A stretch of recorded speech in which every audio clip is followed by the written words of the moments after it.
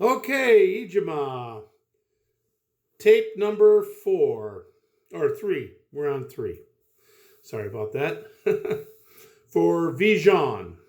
Okay, so where we left off, first of all, our discussion, our recent discussions that have, I get it. We are greatly challenged.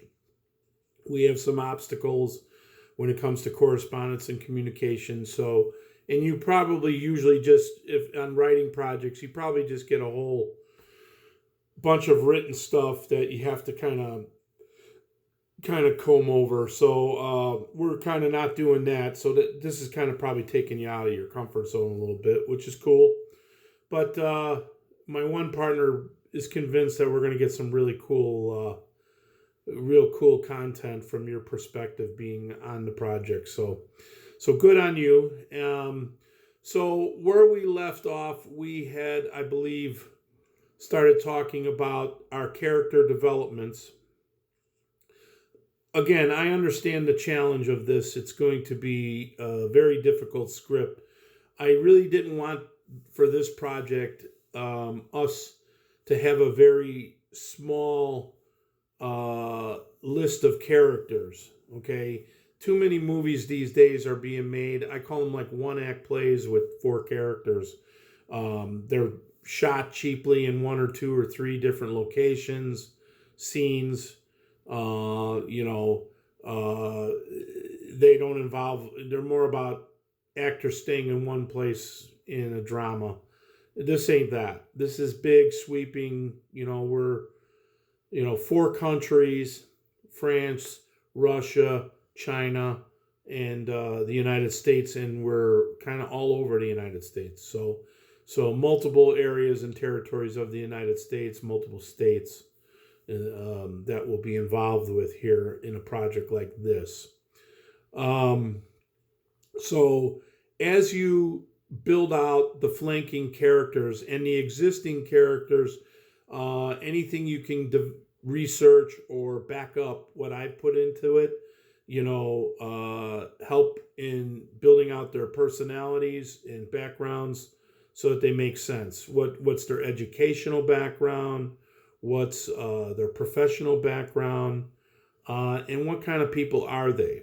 So when talking about the Russians, okay, obviously they're military reinforced or based, but they're cold. They're cold, calculating, and driven. Okay, especially the general. He ain't messing around. All right, so they're interested in one thing, and that's results. Um, they also have motivation um, to be the only ones with this formula or technology or recipe or whatever you want to use, however you want to call this scientific breakthrough. So, although they're controlling of the Chinese company and the Chinese scientists, they're lording over those people. Um, they have no morality in them. They're just purely objective. And that's it. Cold and objective. So it's kind of like an experiment runs, and if it runs successfully, they have drawn their successful conclusions, and all the data and everything is moved advanced. Or when they have failures or whatnot, it's discarded, it's discontinued, discarded, you know, uh, disintegrated. That's where they come from. It's just literally throw it up, ball it up and throw it away in the trash. That's how they think. So if it's useless to them, they don't care. They don't want it. And if it's useful to them, then it's important. The other thing is they view it as their own. It's proprietary. They own it. They don't want anything to be replicated. They don't want anything they don't want their work followed or even, in their minds, it's covert or secret. Um, it's their own, and their advancements belong to them. Their inventions and creations and everything else, it's proprietary to their government. They own that technology. So obviously, the Chinese, even though you would think at the beginning they share um, um, the same mannerisms and the same trajectory as the Russians, they do have a bit of moral backbone in them. You know, there's certain things they didn't sign up for. They had no problem, like if uh, you know a birth didn't go as well as they did or whatever. They have no problem with if there's a breach in security and somebody's other couples that want to kind of blow the whistle on it. They understand that the Russian government's going to take steps to eliminate any threat to the program. Okay, so that's important to kind of get context around that. So, but they're not they would never buy into an needless, thriving, healthy human being exterminated, being discarded, right? So that's where the rubber meets the road, or the piper hears the music, or whatever thing you've ever heard of. It's when they draw the line and say, we won't be a part of just killing somebody for no reason at all, just because you think your work has to be protected to the point of just murdering living human beings. So they won't do that. Chinese won't do that. So that's important that we draw out their humanity, their feelings, in their hearts, to say, look, Gemprom Corp, yes, that's us. We are the founders. We are the ones spearheading this research and the implementation and innovation of our ideation, all those I words. They're the ones with the imagination. Though the Russians understand it and the Russian scientists are right knee deep in with them, they still don't have that necessary creative essence, abilities. Every invention needs an inventor. Every songwriter needs a songwriter, or every song needs a songwriter. Every story needs a storyteller. All right. So it all originates from that person's imagination. So the Russians, they don't have that, And in fact, the Oriental countries, and we're often criticizing them in the United States of not, they're so regimented and dosed with math and science that it curtails their creativity. In fact, most people believe that the best arts communities lie in the free countries, United States, Europe, Canada, all of those countries where people have lots of time to sit around with their brains on, thinking of nothing at all but what they're thinking of. Whereas the Chinese and the Japanese and the Oriental countries are more regimented, and they're focused on curriculum. The problem is when you give someone too much math and too much science and too much, this and that and raw English, you discard things like music, art, history. History to me is the most important subject you could teach a child. Okay, it's those programs are often cut from curriculums, and more math and stuff like that, physics and that, are dosed into the curriculum. So there's this real desire by countries on the scale of rank when it comes to education and grades that that math scores and science scores and language scores, their rank against the other countries seems to be more important than the things that we probably need the most, which is creativity. Okay, it's a fact that a child that has a broad-based education that includes music and art typically has higher math scores and science scores than a child that's just given double math and double science. So if that makes any sense, there's some research you can find. I've done some research in that regard too that I might be able to share with you. But the arts is a big part of it. And free thinking is another big part of it. Most inventors just sat in their garage or their basement or their attics, and they had their own home chemistry set or their own home machine shop, and those ideas came that way. They just kind of were left alone with their thoughts. So that's a big part of the United States culture, is the free form scenarios that exist. Now, do we have our share of bums and idiots and stuff like that, abusers and whatnot? Yeah. But the free thinkers, the ones that are able to internally just sit alone, whether they're meditation or it's not by design meditation, but it is meditation, sitting alone in a room with nothing better to do but think shit up. Those are the ones who usually come up with some ideas. All right, so moving on. So during our conversation, I'll recap it a bit.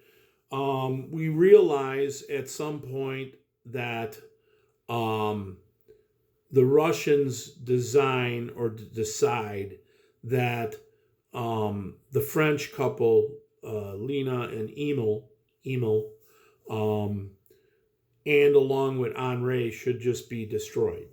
They should be discarded. The Chinese, Mei and Ping, intervene, knife in there, and decide they're not going to let that happen. So they take steps and actions to get the couple out of the facility with their one baby. Okay, and again, Lena and Emil have no idea there's two other babies, two sisters. Okay, so the sisters were segregated completely and isolated. They didn't even know they existed. So they're kept in the facility, and there's nothing. They're locked down, so nothing they can do. The Russians are going to raise them with the Chinese, and they're going to go forward in the project from the time they're babies till the time they're toddlers, and then eventually adolescents and all that. They're going to be studied. They're going to be examined. They're going to be cultivated, and they're going to see if they flourish with the abilities that they're hoping for. Ironically, it's Henri that's the one who's blessed or had the lion's share of that, that gene manipulation. He realizes the biggest scenario. So when we talked, their only solution was to just get them out of the facility. They load them in an actual shipping container, and that shipping container obviously is loaded onto a truck and onto a train, and then from a train it goes to a port, onto a ship, and then it's docked and loaded in France, and unload it in France, and the shipping bills basically ship it to a remote satellite facility secretly owned by GenCorp. Okay, so then they're offloaded there, and because they had no idea of the records. One of the things that they did was they killed the doctor, the initial doctor, their family physician that recruited them. They killed him. We think they relocated him. I think they did one or the other, but there's no records of even their last name. They don't even know who this couple is. So they just knew they were from France. They knew their names, and all they could do is just return them to their home country. So they literally bring them to an area and they open the shipping container and leave. And of course they've had a rough road. It's not an easy trip to ride in a container with a baby that's barely surviving. So their whole focus, obviously in transit when they're in the container, that's a very suspenseful bunch of scenes of them. They have, imagine all the cranes coming on and boom, and you're loaded, and you're on a train. Now, you're in a truck, then you're on a train, then you're on a boat, then you're offloaded back onto a trailer or a truck. The containers, they're loaded by cranes. Okay. You could do a lot of research on that, or I could tell you because I used to run one of those cranes. But being inside a container for all that time, also heat builds up or cold builds up. So whatever the outside environment is, it's magnified inside one of those containers. So if it's hot out, 70 degrees, inside the container it could be 85, 90. If it's, ice cold, 45 or 30 degrees or whatever, it could be below zero inside that container. It's not good, So it's, you just never know. So whatever suspenseful challenges you put in front of the couple, again, research too about them being left alone with a newborn baby that has just breached over he went from ICU to from incubator to ICU to he's still not well. He's still not out of the woods. So think about that and how you want to write that up too. So when they get out, they naturally go back to their own home residence. Well, the United States agents that had been kind of suspecting the program exists, the CIA overseas, Aspen is the lead CIA agent, and then there'd be flanking agents, of course. She's not alone, but she's the voice in the room most of the time. She knows there's something up. She knows there's a Russian program. She's had eyes on this.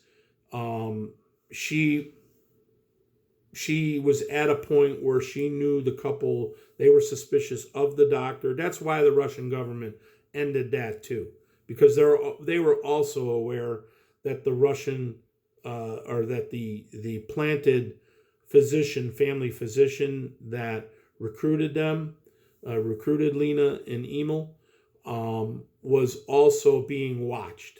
They noticed the CIA was onto him. So they had to erase him. They had to whack him. So forget about moving him to another country, relocating. He's gone, and you could have him killed in his office and his records and everything burned up. That would be a good way to keep the anonymity or the feeling of anonymity. Why the Russian people and the Chinese people really didn't know their identities, because it began, ended, and stopped with the vaporization of the doctor. Okay, a lot of people get killed in this thing. This is a good one. It's not a nice movie, but it should be kind of fun too. So then, so that's a bunch of context on that stuff, why that would make sense to our audience. So when they get back to their house, the CIA is camped out there, surveillance of it, so they know who they are. So when all of a sudden they come walking up and their houses, they've been evicted, their house is boarded up. You don't go anywhere and disappear and have no contact with anybody without eventually foreclosure happening and things like that. So all the normal life stuff that would happen happens to them. So their property at some point is foreclosed on, boarded up. They would have eviction notices taped to the door and stuff. All their utilities turned off. Any bills that they had that were piled up or they're jammed in them. You could have it jammed in a mailbox. I don't know what the French use for mail, so that's how their mail comes. Mine comes through a slot through my front door. A lot of people here in America have big mailboxes. Other people have,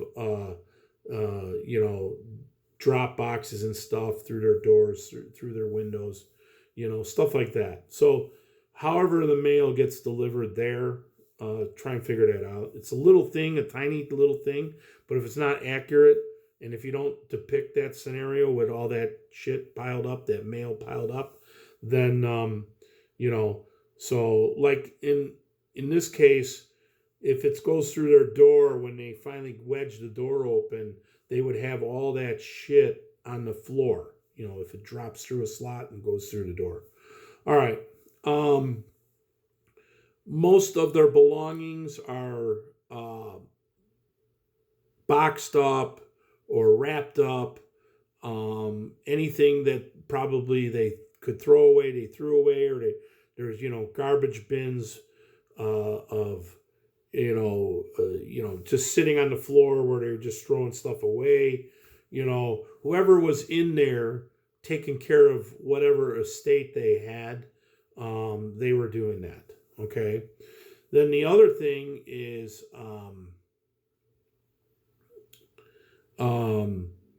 so the CIA eventually, as they come out, they get whatever clothes they can find, they get whatever they can, and they realize they've got to try and figure out where to bring their baby, what to do, Their first move is to go to the hospital. They go to the hospital. Of course, they have no IDs. They have no record of them. And then that's when the CIA moves in to acquire them. Okay, we'll stop right here.